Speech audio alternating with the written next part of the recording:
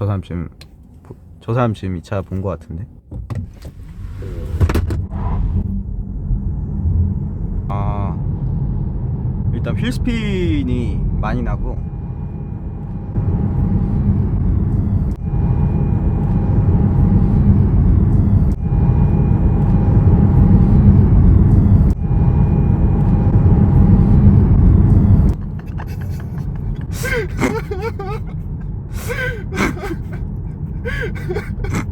브레이크 군다네? 안 나와?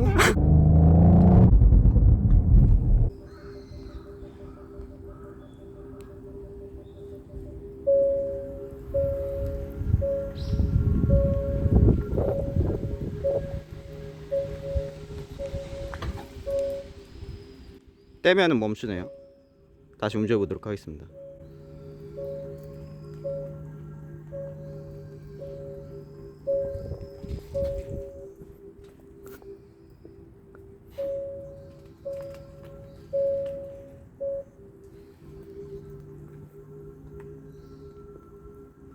아, 잘 되네요.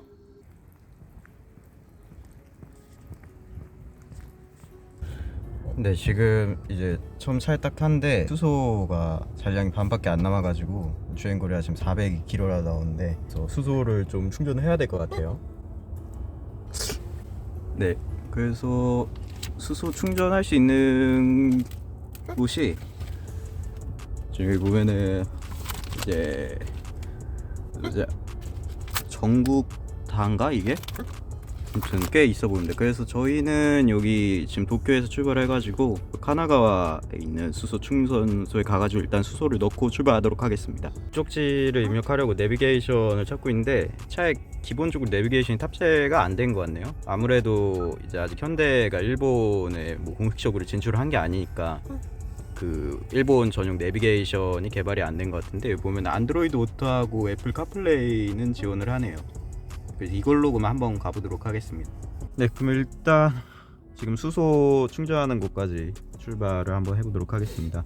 실내 분위기는 뭐 이런 느낌이고요. 파란색 기반의 가죽으로 다 마감되어 있는 모습입니다. 뭐 이런 데는 그냥 좀 말랑말랑 우레탄 재질이고, 여기는 그냥 플라스틱이고, 이것도 이제 플라스틱인 걸로 보이네요. 화면이 이렇게 큰 화면이 두 개 디지털 클러스터가 되어 있는데, 이 내비게이션 쪽 화면이 되게 크네. 한 14인치, 12인치 그 정도는 돼 보이네요. 네, 그러면은 일본에서 현대자동차 넥소 한번 출발시켜 보도록 하겠습니다. 기아가 지금 보면은 버튼식 기어인데, 제가 버튼식 기어는 처음 써봐가지고 헷갈릴지 안 헷갈릴지 잘 모르겠네요.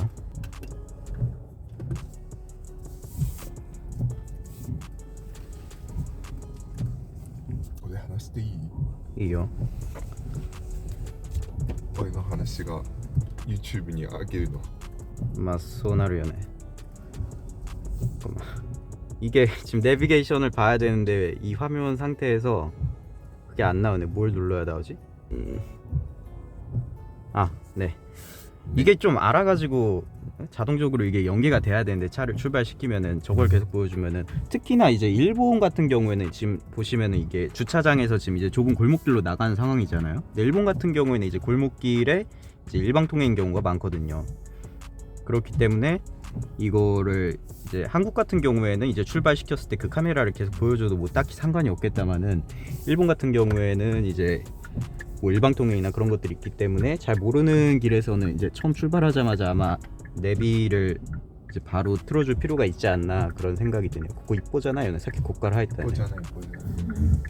지금 여기도 보시면은 길이 되게 좁아가지고 여긴 일방통행은 아닌데 차가 두 대 들어오면 아마 잘 못 갈 것 같네요. 두 대 동시에 못 갈 것 같습니다. 네, 제가 평소 일본에서 지금 경차하고 이제 소형차를 주로 타고 있는데, 그래서 이게 아마 투싼 정도 사이즈죠. 그 정도 사이즈의 이제 SUV. 지금 잔여 주행거리가 아까 400km가 그 잔여 주행거리인 줄 알았는데, 이건 보니까 이 차의 총 주행거리인 것 같고, 지금 238km 갈 수 있다고 나오네요. 수소는 지금 4칸 차 있습니다. 일단 처음 가속을 해본 느낌은 굉장히 조용하고, 또 제가 전기차는 처음 타보는데 하이브리드 같은 경우에는 제가 몇 번 타봤는데, 근데 이게 지금 버튼식이어가지고 손을 원래 기어봉에 이렇게 올려놓는데 제가 그게 안 돼가지고 그러니까 손을 마땅히 올려놓을 곳이 없어가지고 이게 좀 상당히 어색하네요 처음에는. 네, 가도록 하겠습니다. 보시면 아시겠지만 일본이 이렇게 좁은 골목길이 되게 많아요. 근데 이런 길에서 그러니까 다닐 수 있는 경차나 아니면 소형차 같은 게 그러니까 주로 판매가 되는 그런 시장인 거죠. 저기도 보면 저 차 지금 이쪽으로 오려고 하는데 제가 오고 있으니까 지금 못 지나가고 있죠.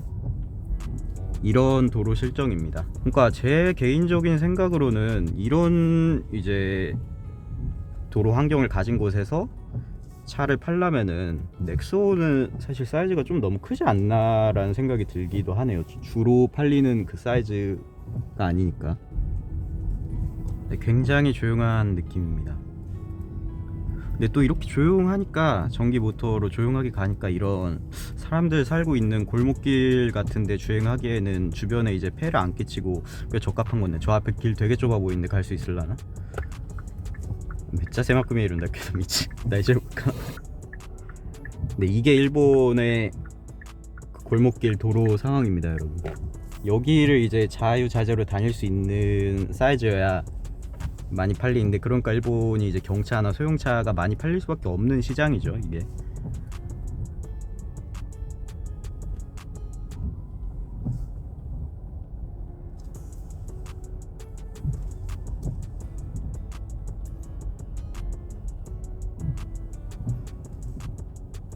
네, 이렇게 사람이 하나 지나가면은 이게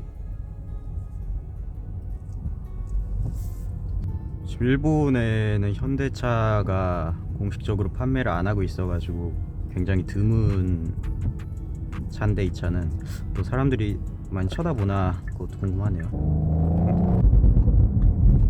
깜빡이를 켜면은 카메라로 저쪽 상황을 모니터에 비춰주는 걸 볼 수가 있습니다. 되게 좁다.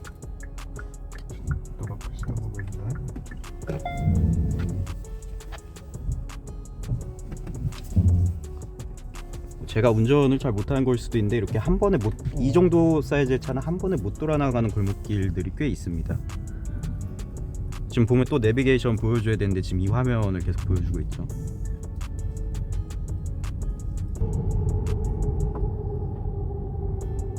네, 굉장히 조용하네요. 방음이 꽤 잘 된 것 같은데, 지금 아마 밖에 한번 열어볼까요? 네, 창문 열면은 지금 밖에서 이 정도 소음이 들리는데, 창문 닫으면은 굉장히 조용한 거를 볼 수 있습니다. 저 와이퍼도 저 위에서부터 내려오는 타입이네. 지금 드라이브 모드는 에코로 되어 있고, 에코하고 노말, 그리고 길게 누르면 에코 플러스 있는데 스포츠 모드는 없네요. 지금 보시면 아시겠지만 일본 이 도로가 넓지가 않아요.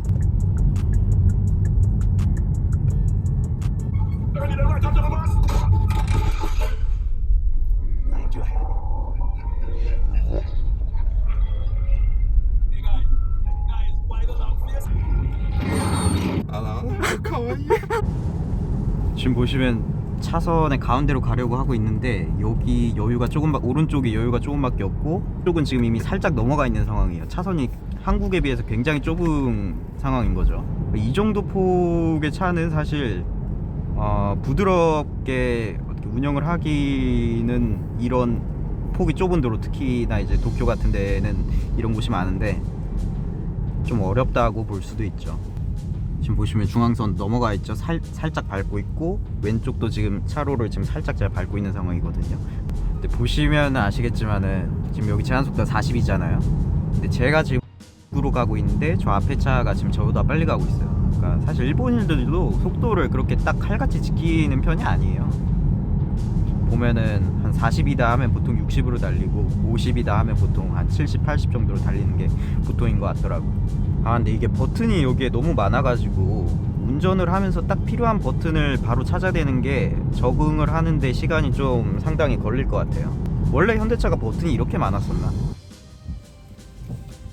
오토홀드 기능 들어있는 건 편하네요. 전반적인 실내 분위기는 제 기준으로는 고급스러운 것까지는 아니지만은 살짝 고급스럽게 보이는 그 정도인 것 같네요. 핸들의 감촉은 뭐 그냥 평범하고요. これ室内の感想どう高級感とかあるそれか普通ぐらい普通だね。ラジオは言わないででもなんかレザーとか全然ないな。なんか鉄っぽいだけどこれ 플라스틱이다. 플라스틱이야, 네. 근데 차가 폭이 큰 거를 제외를 하고는 일본 도로 사정에 비해서 차 사이즈가 좀 큰 거를 제외를 하고는 SUV다 보니까 시야도 좋고 해가지고 지금 잠깐 타본 느낌으로는 타고 다니는데 큰 무리는 없어 보입니다. 운전하기는 편해요. 오토홀드가 지금 작동하는 것도 굉장히 부드럽게 작동이 되는 걸 볼 수 있네요. 지금 브레이크를 안 밟았는데 속도가 알아서 줄어든 걸 볼 수가 있죠. 회생 제동을 통해 가지고 이제 전기 배터리를 충전을 하는 그런 방식입니다. 근데 이 차가 드물다고 해가지고 사람들이 막 쳐다보고 딱히 그런 건 아직까지는 없는 것 같네요. 차에 좀 관심 많은 사람이면 모를까 그냥 보통 사람들 일본인들이 보기에는 그냥 거리를 달리고 있는 일본 차들하고 크게 차이점을 못 느낀 것처럼 보입니다. 근데 저는 이렇게 지금 깜빡이를 켜면은 여기 카메라 이걸 보여주잖아요. 제 생각에는 이게 이 가운데 있으면은 예를 들어 가지고 제가 왼쪽으로 가려고 왼쪽 깜빡이를 이렇게 켜면은 이 왼쪽이 보이는데 이게 실제로 근데 왼쪽으로 가려고 하면은 사람이 왼쪽을 보게 되잖아요. 이 모니터 가운데를 보는 게 아니라. 그리고 보통은 깜빡이를 켜기 전에 먼저 사이드미러를 통해 가지고 옆에 차가 있나 없나 그거를 확인을 한 다음에 이제 그쪽 방향 깜빡이를 켜고 진행을 하게 되는 건데 이게 모니터 가운데에 이렇게 나와 있으면은 어차피 그쪽 방향으로 가려면은 그 사이드 미러를 봐야 되는데 이게 굳이 의미가 있나 싶더라고요 저는. 네, 가속 한번 해보겠습니다. 오 휠스핀 나면서 네, 가속력은 일반적인 가솔린 이 사이즈의 가솔린 차보다 훨씬 좋은 것 같네요. 밟으면은 그냥 순간적으로 확 치고 나갑니다.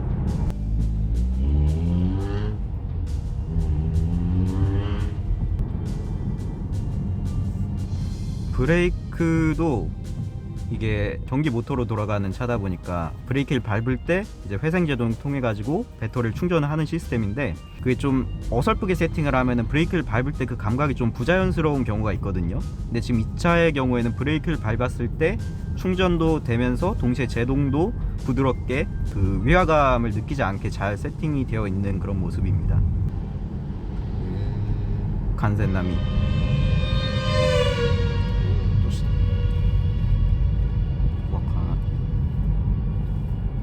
일본도 보면 저런 사람들이 있어요.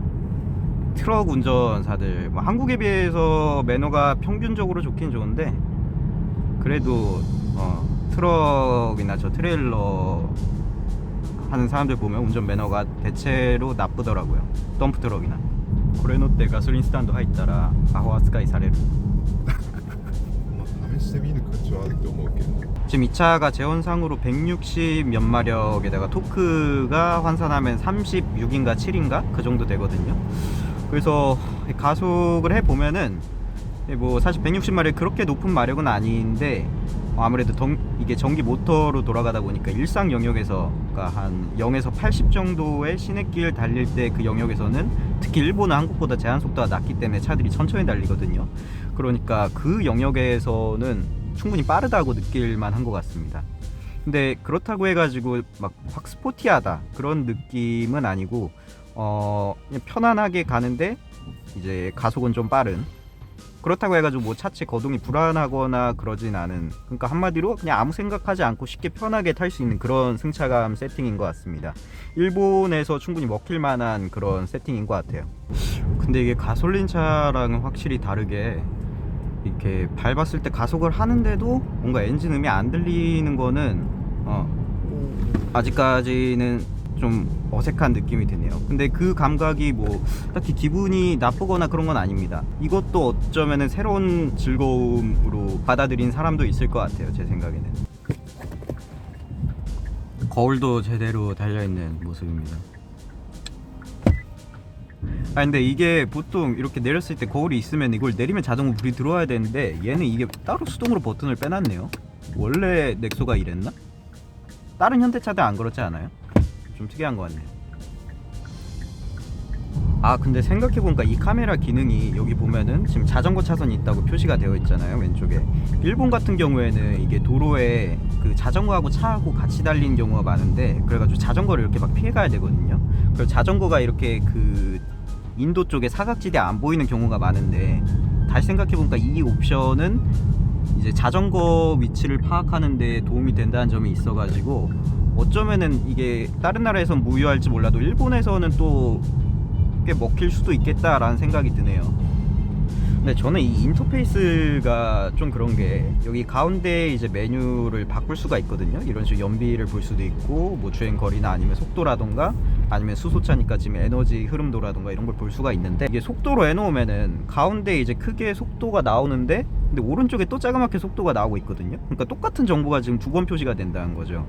근데 이런 거는 이제 아무래도 여기에 이제 LCD 모니터를 달아놨으면은 이 안에 있는 정보를 자유자재로 이제 바꿀 수 있다는 게 이 모니터 계기판의 큰 장점인데, 그거를 잘 살리지 못하지 않았나, 현대차 이 인터페이스 디자인이. 그런 생각이 좀 드네요. 근데 지금 이제 수소 충전소에 거의 다 왔는데 굉장히 좀 애딴 곳에 있네요.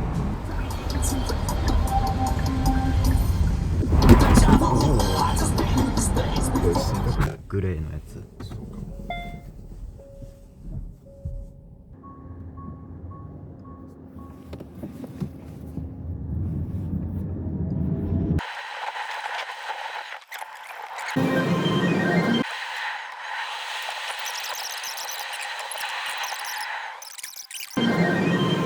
水素ステーション移動式水素サプライ&サービス。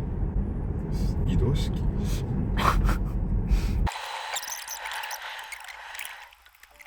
네, 지금 수소 충전소를 찾아서 왔는데, 그 여기 이 현대차에서 알려준 그 수소 충전소를 구글맵으로 처음에 찾아서 왔는데, 가는 길이 이제 구글맵 안내가 잘못된지 뭔지는 모르겠는데 막혀 있어가지고 또 다른 수소 충전소를 찾아서 왔는데, 지도상엔 수소 충전소라고 되어 있는데 실제로 와보니까 수소 충전소가 일단 지금 보이지 않는 그런 상황입니다. 수소 충전하기가 되게 어렵네요.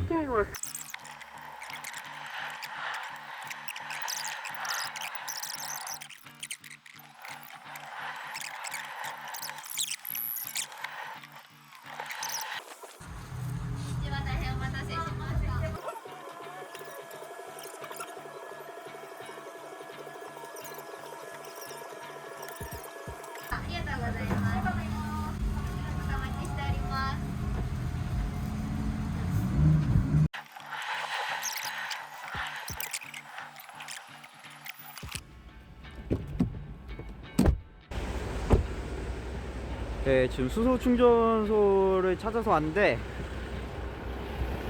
수소가 아니고 전기밖에 없네요.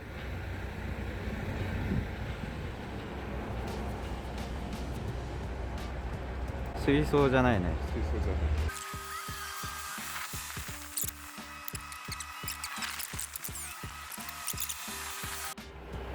아 근데 외관 디자인은 멋있네요. 이 색깔이 무광으로 되어 있어가지고.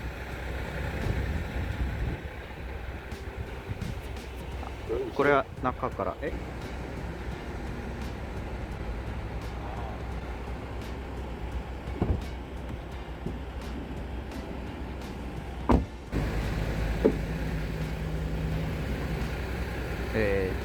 모터인가요? 모터 엔진이 아니고 모터가 들어있네요. 수소 충전소에 지금 겨우 도착했습니다. 이제 그럼 수소를 한번 넣어보도록 하겠습니다.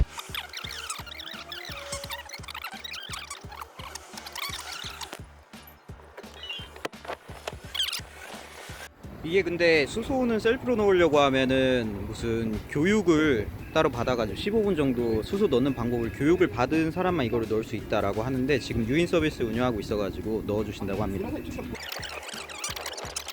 지금 이게 수소를 넣을 때 위험할 수가 있기 때문에 카메라나 핸드폰 같은 거는 차 주변에서는 사용을 못 한다고 하네요.